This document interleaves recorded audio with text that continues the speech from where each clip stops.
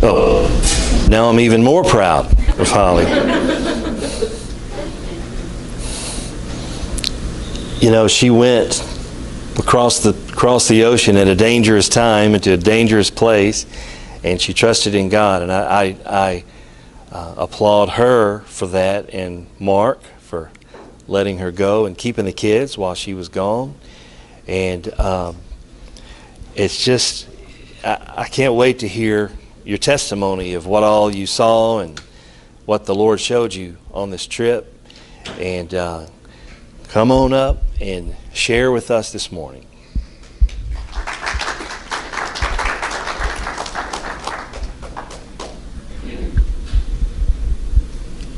Good morning, y'all. Well, I just want you to know that I'm a tool. I was a tool, an extension of God's hand in love. That this is not about Holly Martin. That it's about the extension of God's love to people that we may not know here in the U.S. because we have our own lives, but being able to reach out beyond what we can comprehend. A year ago, I probably would have never even thought, I'd never even knew where Moldova was. To be honest, I had to look it up on the map and see where it was and read up on it. And I tell you, I got a lot of misinformation from reading versus actually being there, which, you know, you can't trust everything you read on the internet.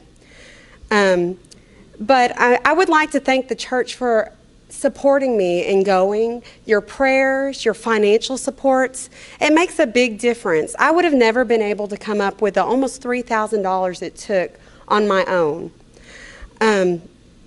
Moldova is like a little land. It's landlocked. It doesn't have any ports. It doesn't have access to anything except it's little locked in. Part of it is covered by the Ukraine, which also wraps around to where their ocean port would be. And then the other side is Romania. And they used to be part of the Soviet Union before it dissolved in 1991. So you see a mixture of like the Romanian influence and the Russian influence. So both languages are spoken. And it's kind of like a blended version of the languages. And they're such different languages. And I have very limited knowledge of any kind of Romanian words. And you can ask my translator. I was butchering them left and right. And I definitely can't understand Russian. And then I would start spotting off stuff in Spanish and realize, oh yeah, they don't speak Spanish here. So, I mean, it was definitely difficult to go into a land where you do not speak the language. So I'm trying to diagnose and help treat people that have a language barrier. And I'm relying on this young high school sweetheart. She was adorable, Valeria. And she was trying to get used to some of my English words. And, you know, nursey words are hard for people to understand that speak the same language I do, much less something with a language barrier. But our flight was interesting. We flew into Italy, Rome. I slept on the floor there. I expected my visit to Italy, Rome to be much more romantic than sleeping on the airport floor. And then we got on this flight of Moldova plane that had about this much room for my legs to squeeze in between the seats. And I started looking around and I was thinking, it's like a Frankenstein version of the plane. There was different kinds of seats in every row, and then all of a sudden we take off and the door behind me starts squealing like, and I'm looking at the flight attendant like, should I be nervous? And I'm waiting for her to kind of flip out, and she doesn't. She's just calm as a cucumber, like that noise is normal. So I was like, okay, I guess we're not going to die, and we won't even be able to land yet. But we did get there. I started working with a great team. Hey, Roy, can I have that first picture? The first day, we did a lot of preparing. So these are the different donations that came in from all over the world. They started planning this years in advance. It takes 6 months to get a lot of this stuff shipped where we can afford it, shipped in like a pod across the sea, and some of them are taken by ships. I was trying to ask exactly how long it took to plan.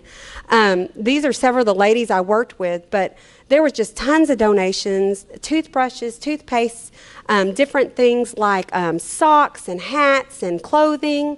It was just very interesting, all the different supplies we got. We also had, there were some issues with young women. They get once they start their monthly, they are not allowed to go to school anymore. So they're kind of like pushed out of the village because they're dirty and they're tainted, and they have to wait until it's over. And education on what you can do for those kind of things, and then having people sew actual homemade sanitary napkins for these young ladies where they're reusable. What happened was they had sent over hundreds of dollars in like disposable things in Haiti. So they had tried that, and when they went back the next year, the people were trying to wash them and reuse them. And so they were out hanging out to dry, and they realized, okay, what we use here is not going to work versus what they are using in their village. This is not going to work. We need something that can be rewashed and reused and show them how to use it. And so there was a lovely lady that would do a teaching on just the young girls, and she would hand out packets. And these were all hand sewn by different donations that people have given fabrics. They were cute too. I mean, they had different colorful designs so that the girls wouldn't be embarrassed to use them. And I mean, it was just really amazing, because things that I don't think about.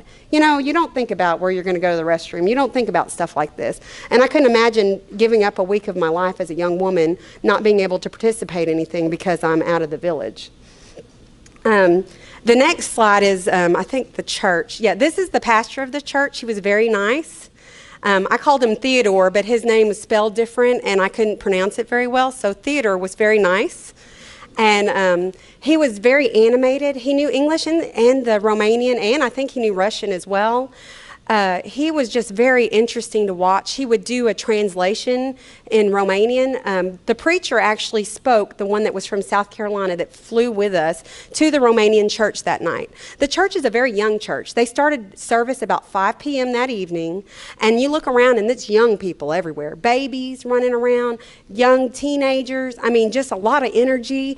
The band was a very young band. They sang the same kind of songs we sang. And I was thinking, I know this song. And I'm thinking, I can't think of a single word. Because it's funny how you can't think of the words when they're singing in Romanian, but you know that song. And it's like they'd hit the chorus and I'm like, okay, I got this.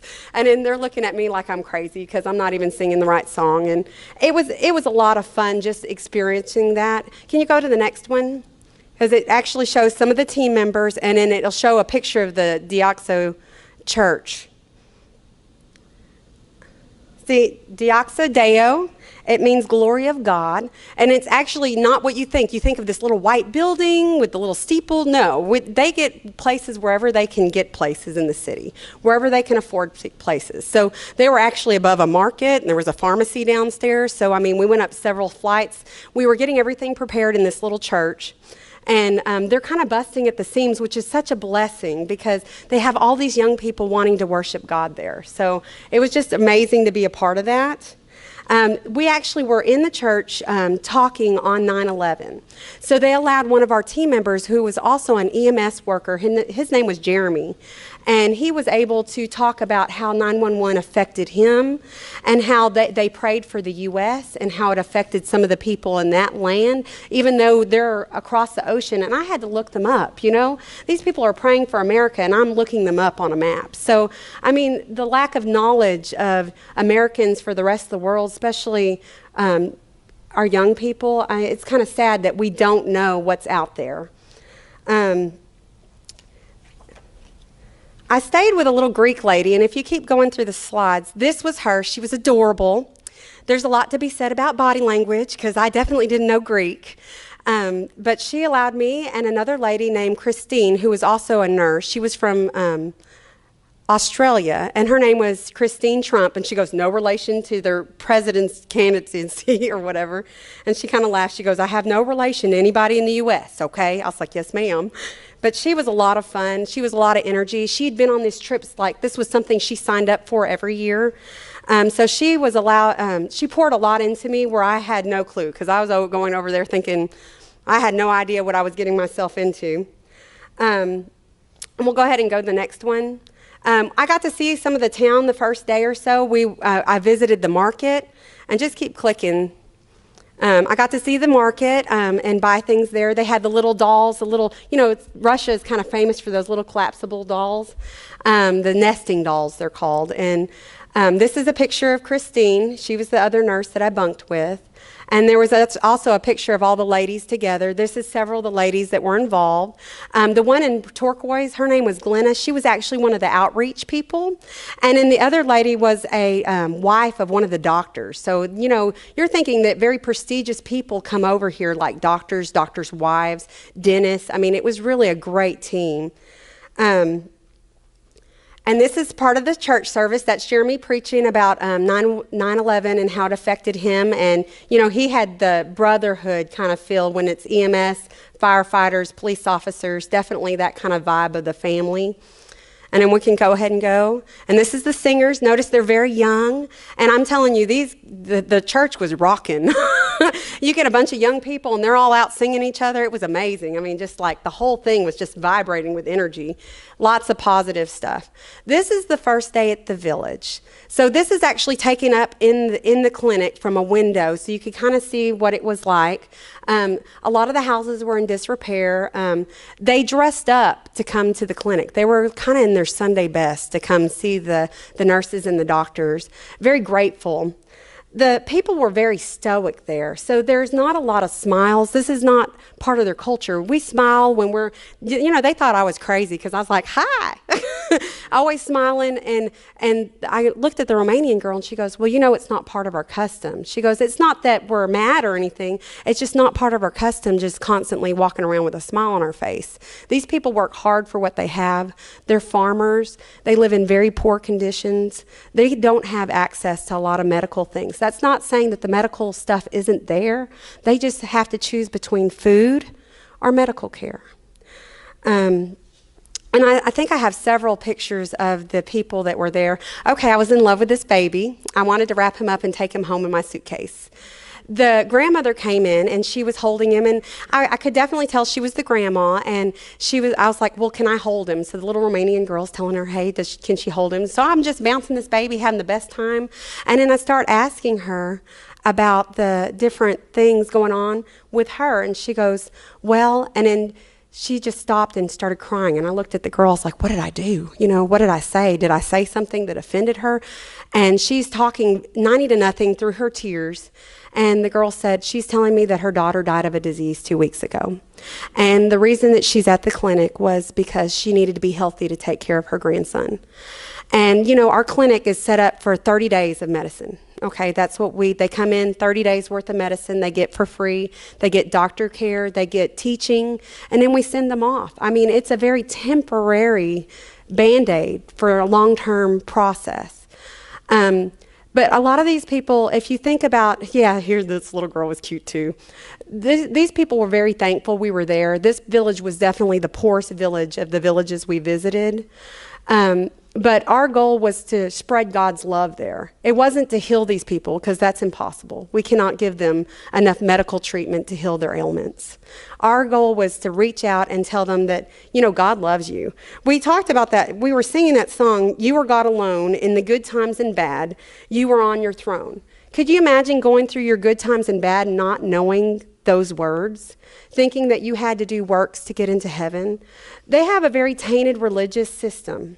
Their Orthodox Christianity kind of mixed in with whatever the priest says in the village, very different things, taking it out of context sometimes, very religious structure, and a lot of times they think they haven't done enough to get where they need to go.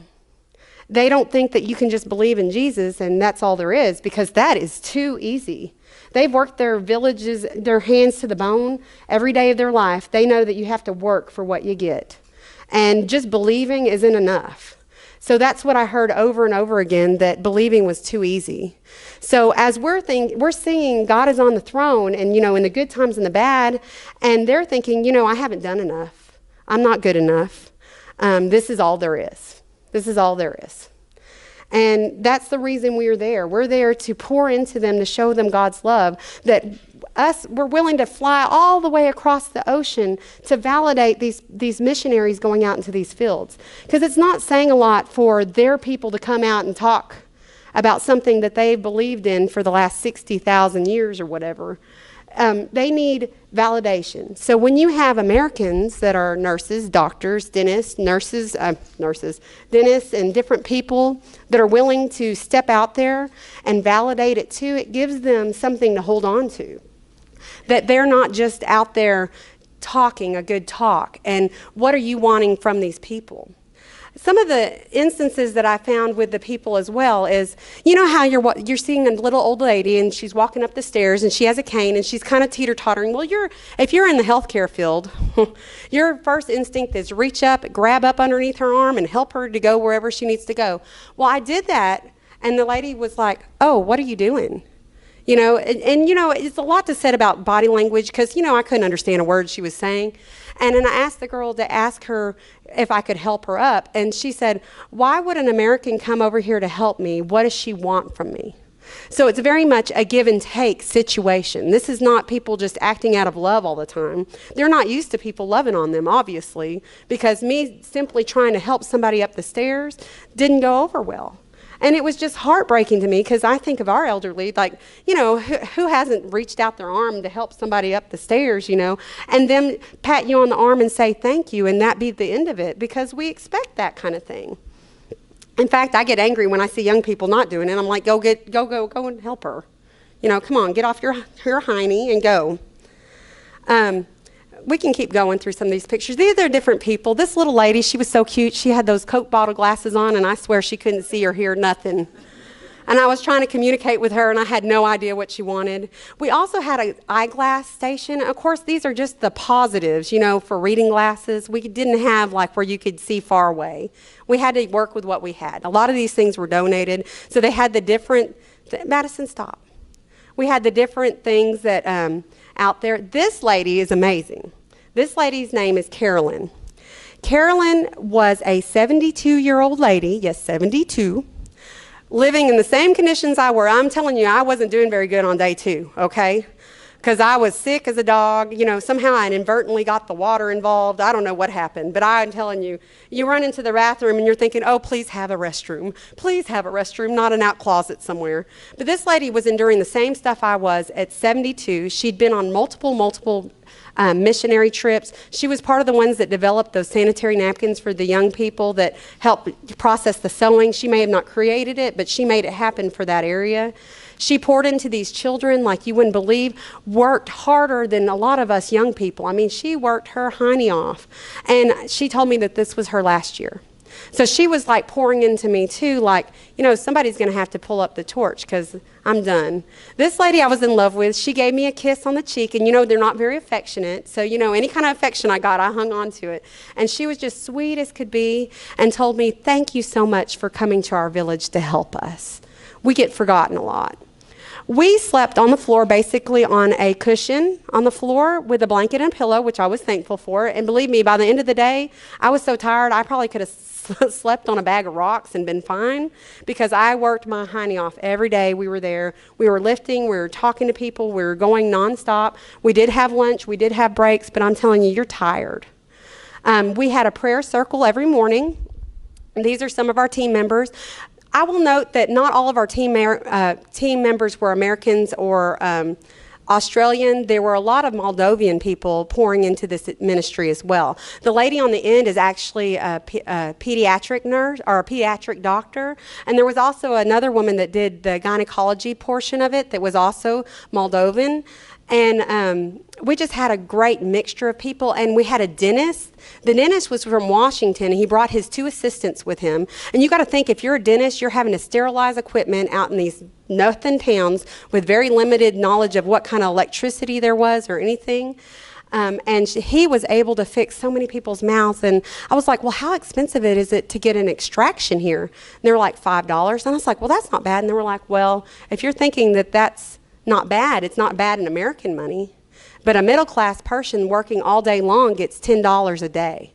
So, I mean, could you imagine paying half your day wages to get one tooth removed when you need 5 or 6 or 10?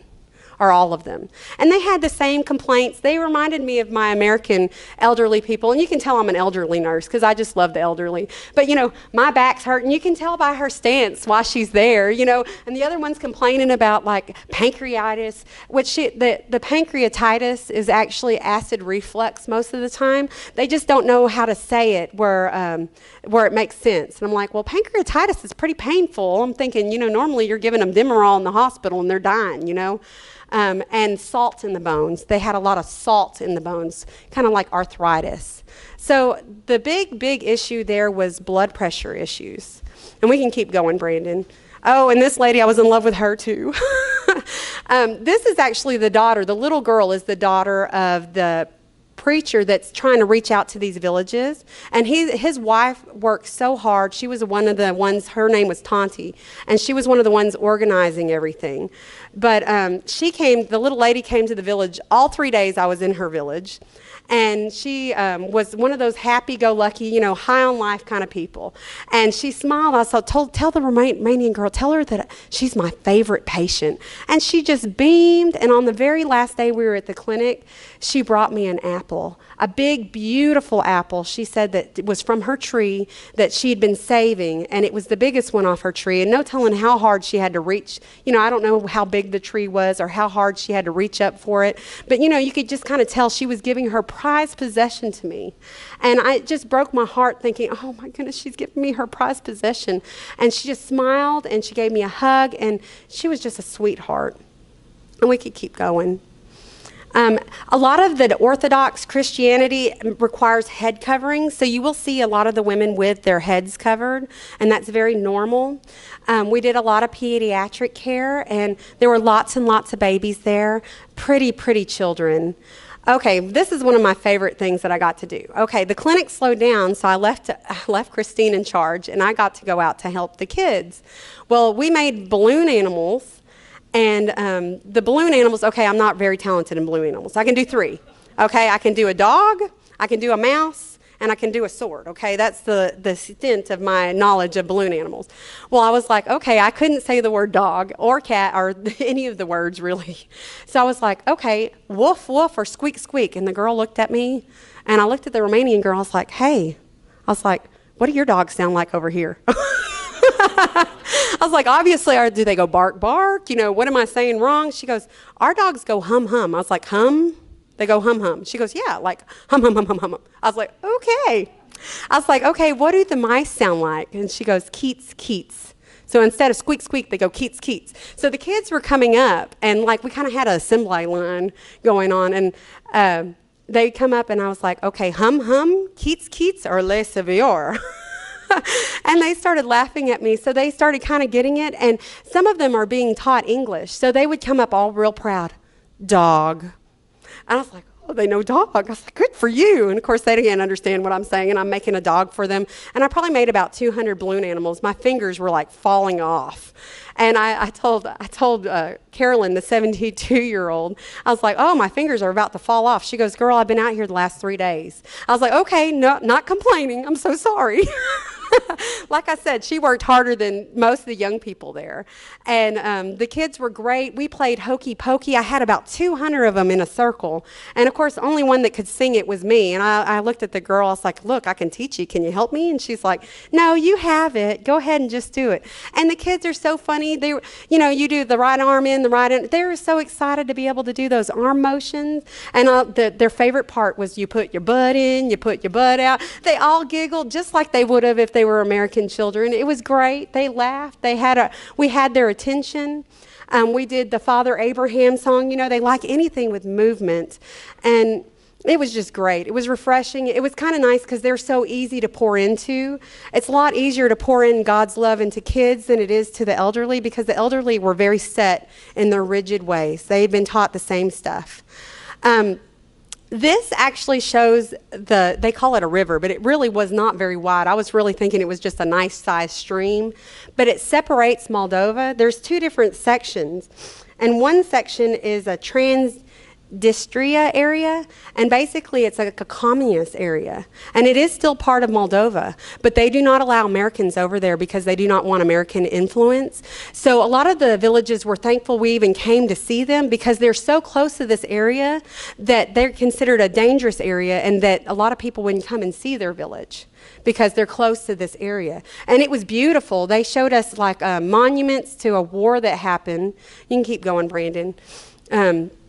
And if you see the monuments, how they're laid out, it's very nice. It looks kind of like that, you know, never-ending flame of the lost soldier, but it was a monument regarding their history and in a war. This is some of the different things that they had. They had a lot of the Christian symbols, which sometimes they kind of get confused and we almost worship the symbols. So it's very difficult to kind of like, oh, there's crosses everywhere, they're Christian. And then you kind of realize that it's kind of a tainted version of Christianity.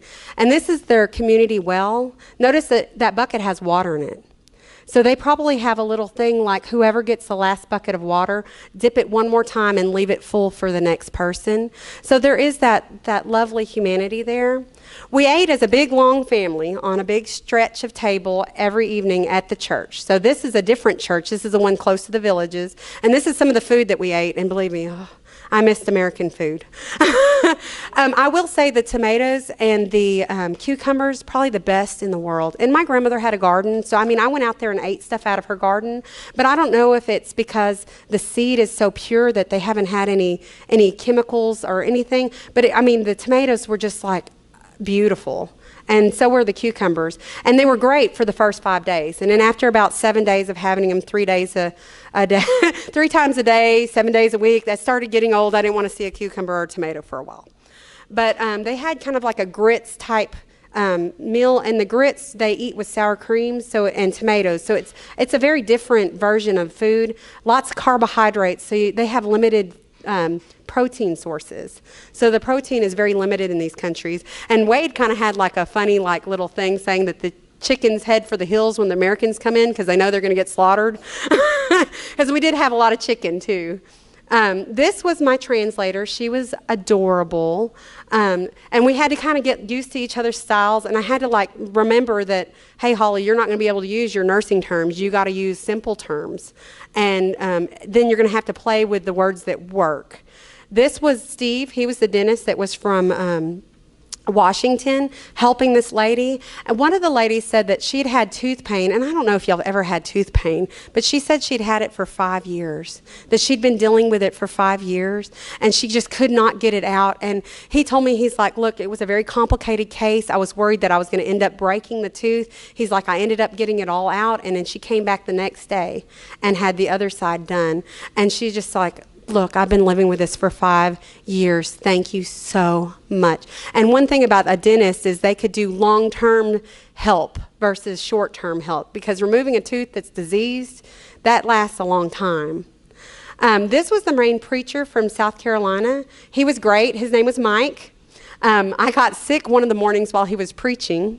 I accidentally unloaded my breakfast off to the side, and then it was like an ongoing joke that if Mike talked too long that someone might get sick in the group, but that was because of me. These are another showing of the ladies. You can tell they're dressed up. Notice that they want to be in dresses most of the time. Their heads are mainly covered, especially the older ones, but they came in like their Sunday best to come to the clinic. Maria, she was the pediatric nurse, and I think she also helped with pharmacy. And then Jeremy's in the background. He was the EMS worker. And we had medications, but we had limited medications to work with. So you're giving the young kids that came in, really we were giving them a lot of vitamins. So when the PDs would come in, it's mainly like Flintstone vitamins and stuff, because we're not wanting to give them any big-time medicines. And then the blood pressures there, I started taking blood pressures and start realizing that 160 over 100 really isn't that bad. Not for these people. These people's blood pressures were in the 200s normal. I was taking blood pressures, and then I started saying 150. I remember when I first started taking them, I'm like 150 over 85. That's a little bit high. They probably need to watch their. And then after I was taking one lady's that was almost 300 over 200, I'm thinking, yeah, let's send you to the hospital. She goes, I can't afford to go to the hospital. So going to the pharmacy, and you know, you're kind of like, a nurse slash a doctor slash a everything, because I don't know anything about being a doctor. But I was like, okay, look, do we have clonidine? Because this lady's going to die.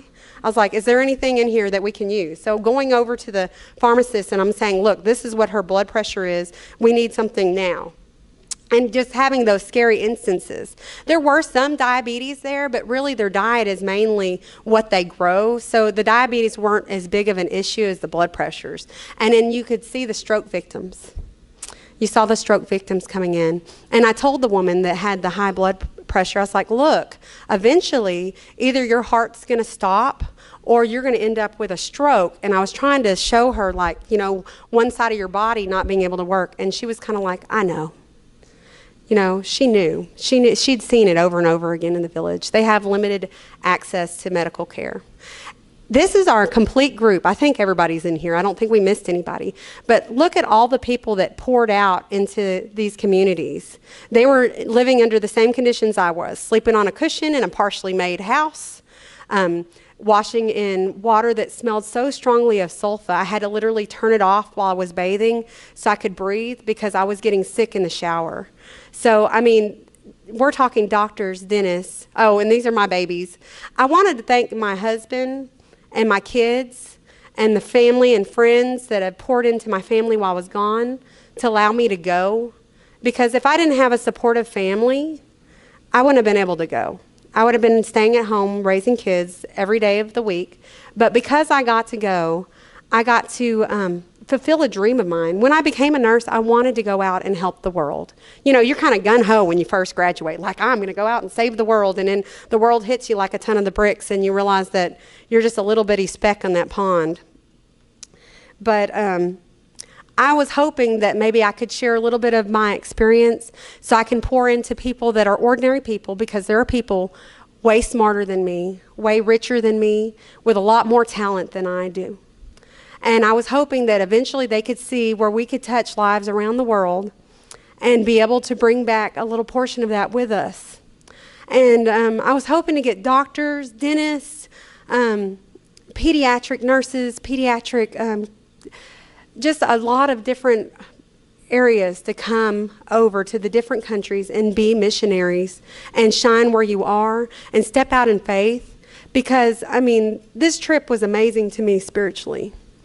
I'm such a spoiled brat when I think about America and all the comforts I have, and I will say that was the best shower I ever had when I got home.